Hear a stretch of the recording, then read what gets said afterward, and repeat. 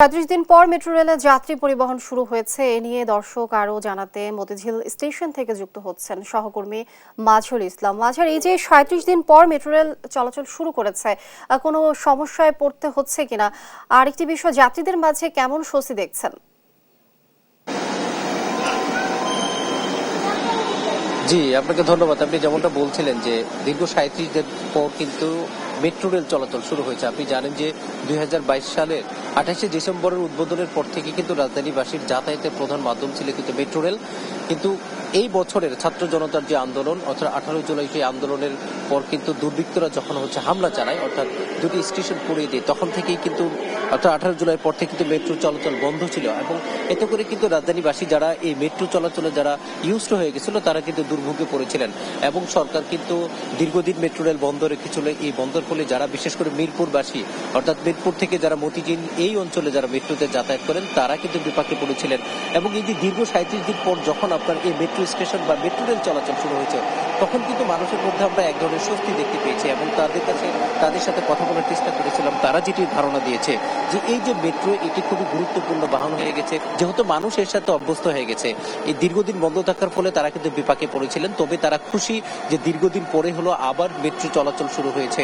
এবং আপনাকে বলে রাখি, সকাল ৭টা ১০-এ কিন্তু প্রথম মেট্রোটি উত্তরা স্টেশন থেকে ছেড়ে মতিঝিলের দিকে আসে এবং এরপর থেকে কিন্তু আবার মতিঝিল থেকে প্রথম ট্রেনটি ছেড়ে যায় ৭টা ৩০-এ। এবং এই যে দুটি প্ল্যাটফর্মের মধ্যে যে ট্রেন চলাচলের একটি কানেক্টিভিটি সকাল যথাসময়ে শুরু হয়েছে। এবং আপনি জানেন যে পিক আওয়ারে মূলত ৮ মিনিট পর পর ট্রেনগুলো যায়, এবং আমরা কিন্তু সেটাই দেখতে পেয়েছি এবং মানুষের মধ্যে কিন্তু উচ্ছ্বাস দেখতে পেয়েছি। এবং এটাকে কেন্দ্র করে গত কয়েকদিনে যে ধরনের মানুষের মধ্যে অস্বস্তি ছিল, সেই অস্বস্তি কিন্তু কেটে গেছে এবং স্বস্তি কিন্তু শুরু হয়েছে। এবং আমরা কর্তৃপক্ষের সাথে কথা বলেছিলাম, তারা যেটি বলেছে যে ট্রেনগুলো যথাসময়ে যাচ্ছে এবং আসছে, এখন পর্যন্ত কোনো সমস্যা হয়নি। এবং আজকে ট্রেনকে ছাড়াকে কেন্দ্র করেই কিন্তু গতকালকে দফায় দফায় পরীক্ষা করা হয়েছে যে কোনো ধরনের সমস্যা আছে কিনা। সেই সমস্যা না থাকার ফলে কিন্তু চলাচল শুরু হয়েছে। এবং আপনি জানেন যে আজকে সকাল 10টায় মূলত ফাউজুল কবির, যিনি এই সড়ক পরিবহনের উপদেষ্টার দায়িত্ব রয়েছেন, তিনি সকাল 10টায় মূলত আগারগাঁও স্টেশনে আসবেন এবং সেখানে সব পর্যবেক্ষণ করে তিনি পরবর্তীতে আগারগাঁও থেকে মূলত সচিবালয়ে আসবেন এবং এসে এখানে একটা সংবাদ সম্মেলন করবেন। এবং গত ৩৭ দিন যে বন্ধ ছিল, সেই বন্ধ থাকার ফলে মানুষের যে ধরনের বিপাকে পড়েছে, এগুলো বা কি কারণে বন্ধ ছিল, সব বিষয় নিয়ে তিনি কিন্তু কথা বলবেন।